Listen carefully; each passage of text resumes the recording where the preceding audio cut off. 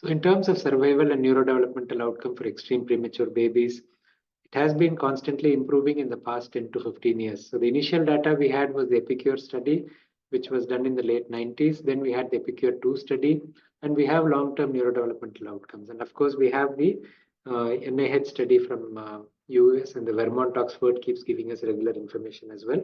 So we can monitor those to know.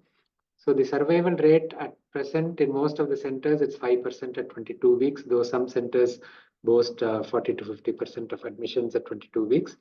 Not all the babies at 22 weeks survive to admission. So we have to look at the statistics carefully, whether they're talking of all 22 weekers delivered or among the 22 weekers who got admitted.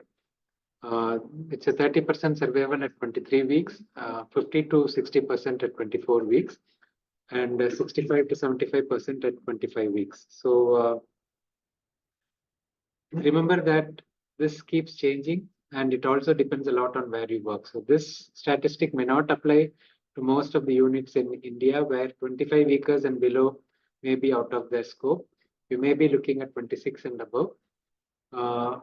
Among the survivors, the neurodevelopmental outcome, there was no disability in about 50%, severe disability in 23%, and other disability in 25%. So some form of disability in close to 50% and no disability in 50%. This is for the babies at or below 25 weeks.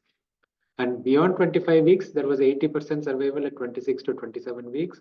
And at 28 and above, we get 90% survival. But this is in the best of the settings. In the resource limited settings, it may be lower than that. So you should familiarize yourself with what the survival rate is in your unit or in your region.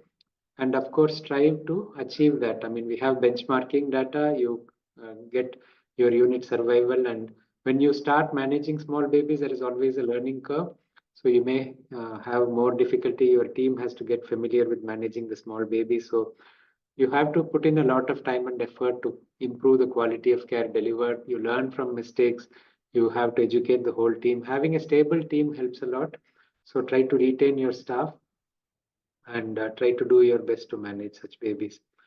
Developmental outcome improves progressively with gestation, and most of you are familiar with kangaroo mother care and development friendly supportive care for the babies. So that's important as well.